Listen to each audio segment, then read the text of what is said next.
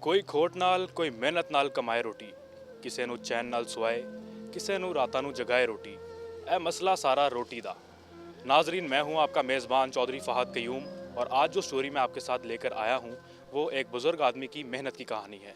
बुज़ुर्ग आदमी जो यहाँ रात के इस पहर दिसंबर की ठिठुरती हुई सर्दी में बर्गर तैयार कर रहे हैं। ये कोई आम बर्गर नहीं है। इस बर्गर में खालसियत की इंतहा है। इस बर्गर में ऑयल के बजाय घी इस्तेमाल किया जाता है, जबकि ये बुज़ुर्ग आदमी अपनी बेगम के साथ घर पर पूरा दिन बर्गर लगाने की तैयारी करते हैं और रात को 11 बजे के करीब आके अड्डा खोल के यहाँ पर बर्गर तैयार करते हैं। यहाँ पर इनके कस्टमर्स जो साल से इनसे बर्गर खा रहे हैं वो तारीफ़ किए बगैर नहीं रह सकते, और वो इनके पक्के कस्टमर्स हैं और वो इनसे बर्गर रूटीन में खाते हैं। आज इनसे हम बात करेंगे और इन्हीं की कहानी इन्हीं की ज़ुबानी जानेंगे। अंकल, मुझे ये बताइएगा कि आप कितने सालों से जो है बर्गर तैयार कर रहे हैं और कब से इस शोबे से आप मुंसलिक हैं? ये अल्हम्दुलिल्लाह ये 1987 से कर रहा हूँ। आपकी उम्र कितनी है?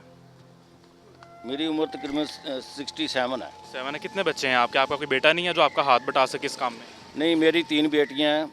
घर में जो काम के लिए है ना, जो मेरी वाइफ ही साथ देती है। तो अंकल, आप सुना है यहाँ पर बहुत लेट आते हैं, तकरीबन 10-11 बजे के करीब रात में आते हैं, तो जाते किस वक्त हैं? मैं जाता हूँ अपना अजानों तक इधर ही बैठता हूँ, फजर की अजान तक। उसके बाद ये रूटीन होती है कि इसको बंद करते हुए घंटा डेढ़ लग जाता है। वो करके फिर यहाँ से मैंने सब्ज़ी मंडी जाना होता है फ्रेश वेजिटेबल लेने के लिए। उसके बाद आकर फिर घर जाता हूँ। घर से रास्ते में जो ज़रूरी और सामान दुकान का वो लेके फिर घर जाता हूँ। घर पहुँचकर वो जो कुछ सामान रेफ्रिजरेट करने वाला होता है वो वहाँ करके फिर उसके बाद मैं नहा धोकर कुछ खा पी कर फिर सोता हूँ।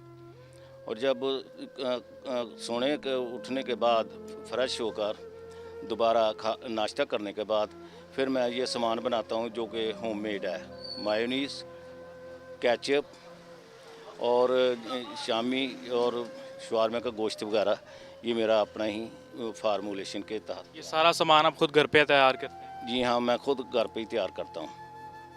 ठीक है। तो यहाँ पर मैंने देखा कि आपके साथ कोई हेल्पर भी नहीं है, ना आपने कोई लड़का रखा हुआ है, तो आप ये सारा सामान खुद ही तैयार करते हैं, खुद ही बनाते हैं और खुद ही यहाँ से जाते हैं? असल बात यह है कि मैंने मॉडल टाउन लिंक रोड पर 25 साल गुजारे हैं, जहाँ पर 10 से 15 लेबर मेरे साथ डेली काम करती थी। मैं अड्डे पे नहीं खड़ा होता था, वर्कर ही काम करते थे। लेकिन वर्करों ने अपनी दो मनफी सोच से मुझे बहुत नुकसान दिया, और ये कि मुझे अपने बच्चों की मजबूरी की वजह से काम चलता रखना पड़ा, और 25 साल तक इनको साथ रखा। लेकिन उसके बावजूद भी मुझे कोई फ़ायदा नहीं हासिल हो सका।